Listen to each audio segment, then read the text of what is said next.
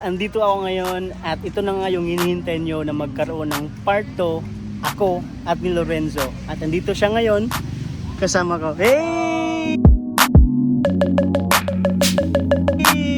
Hey Lorenz! Hey man! How are you? Kamusta? Okay lang po. Oh, kamusta? Kayo kaya mga ano dyan, mga viewers, kamusta na kayo? Hey! By the way, thank you for almost 60k viewers. Thank you talaga sa mga support nyo. At saka mamaya, may lalaroin kami. Okay. Okay guys, so ngayon is isa sa gagawin namin ni Lorenzo is tuturuan niya ako. Mag-badminton. No, aside sa mag-badminton, tuturuan niya ako magsalita ng Italiano.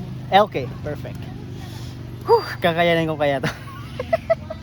Pero bago yan, kailangan ko munang humingi ng permiso sa kanyang pamilya upang tayo ay payagan sa pag-i-interview. We're doing some video or vlog just for fun, and I posted that on YouTube. I was just on the spot. Yes, I'm very happy because you give me a call. Thank you so much. I really appreciate that, and you gave me a chance to be part of my video as well. So I'm just getting started with my YouTube channel, and I didn't expect that video went, it's not really viral, but it went up and it's going crazy, like 50,000. It's a big view, so I'm very happy. And most of the comment are asking like there's a part 2 because Lorenzo is doing well. Italian boy using a Filipino language is really great. So I was amazed. I was I was shocked. In social media, they're asking, especially below, they are minors, so it's very sensitive that without permission with the parents, it's quite, you know what I mean? So very sensitive to people. So that's why I'm asking you. We know that we have two gold medal, Georgia and Lorenzo, Yeah. our kids. But anyway, are you asking me the permission to get another interview with Lorenzo, right? Exactly. That's why I'm gonna ask your permission if you give me a chance to talk to him. Like last time, yes, I see. Okay. Yeah, I'm so thankful. I'm so grateful. You guys, give me a permission to to talk to him and to be part of my video. Thank you for your time. You are the one who called me, and I wasn't able to answer that. That's why I call you back. And yep, thank you so much. I'm so happy to talk to you guys. Okay. Thank you, sir. God bless. Bye bye. Bye-bye. Ano sa Italy ang good morning? Buongiorno. Buongiorno. Buongiorno. Buongiorno. Okay. Malapit rin siya sa Espanyol. Okay. Buongiorno. Okay. How about yung word na kamusta? Komistay. Komustay. Komistay. Komustay. Tama ba ako?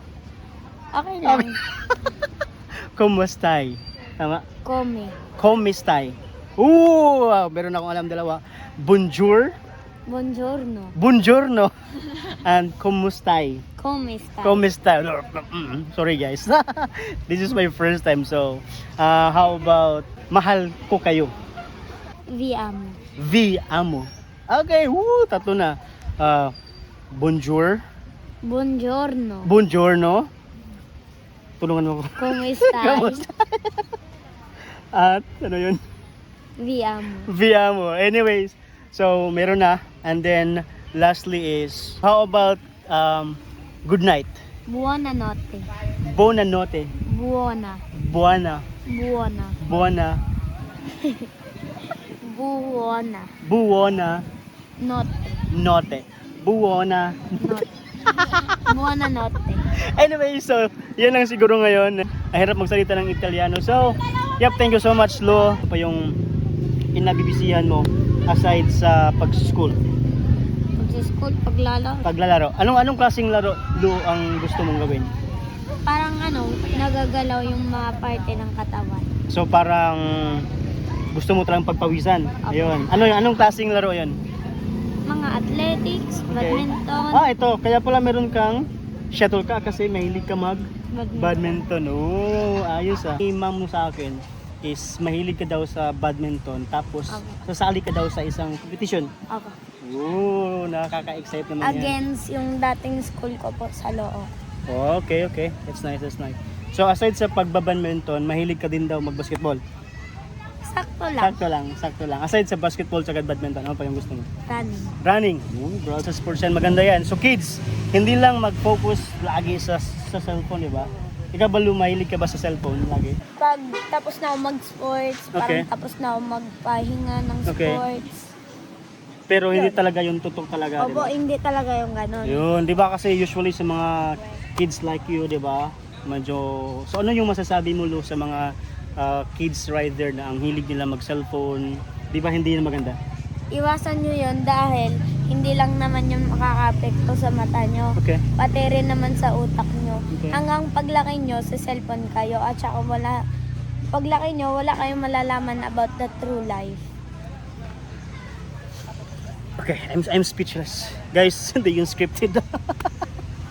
On the spot na tanong yun at sagot ni Lorenzo. Wow, ilang taon ka na nga ulit? 11. 11. Dati nung tayo pa nag-meet, 10 years old ka pa nun, di ba? So, si Lorenzo is 1 year ago. 1 year, that's 1 year ago. Actually guys, nagkaroon kami ng video ni Lorenzo. Sa Facebook, Oo, that was 2023. Kaso hindi ko lang siya na-post sa YouTube at that time kasi nga nagkaroon ako ng, personal life, nagkaroon ako ng anak. So, personal life problem. hindi naman siya problema, parang challenges lang. So yun nga, na-post ko siya, napag-isipan ko na i-post sa YouTube and then nagkaroon kami ng video ngayon. And yeah, Lu, Madami nagtanong sa part 2. exactly, nagkaroon ng mga comment doon na kung pwede daw magkaroon ng part 2. So yun, actually medyo maingay siya kasi andito kami sa may Baywalk. So sa naintindihan nyo, and kami ni Lorenzo is parang sobrang close na namin, di ba Lu? So si Lorenzo is komportable din siya sa akin. Kumbaga, hindi lang talaga to siya for videos or for views lang. So na-build up na namin yung communication namin ni Lorenzo and maganda yung treatment niya sa akin at maganda yung treatment niya sa kanya. So guys, actually tuturuan ako ni Lorenzo or maglalaro kami ni Lorenzo ng badminton and see you right there. Alright.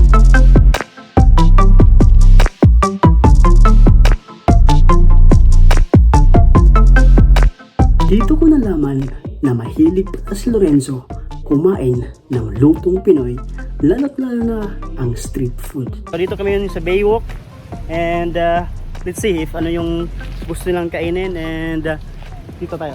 According to Georgia, usually si Georgia mahihain siya eh. Mahilig daw siya kumain ng siomai. Kwek, gusto mo? Tsaka barbecue. Ikaw, Lu? Lahat. Lahat? Okay, so ito yung in-order nila. Potato cheese ball, Okay. corn dog, siomai sandwich, tas fries. Wait, may kapatid si Lorenzo?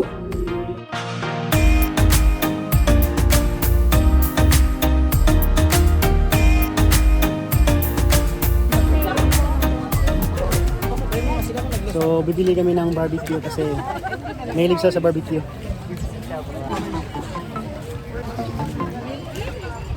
Let's eat the barbecue. At isa sa napansin ko ay itong magkapatid na to ay sobrang humble at down to earth. At isa pa doon, halos kuwang-kuha na nila ang kultura ng Pilipino. Comment down below if gusto nyo magkaroon kami ng video ni Georgia. Okay guys, yan lang muna and thank you so much for your time. Lu, may sasabihin ka pa? Opo, thank you for the viewers. And please like, share, and subscribe to this channel.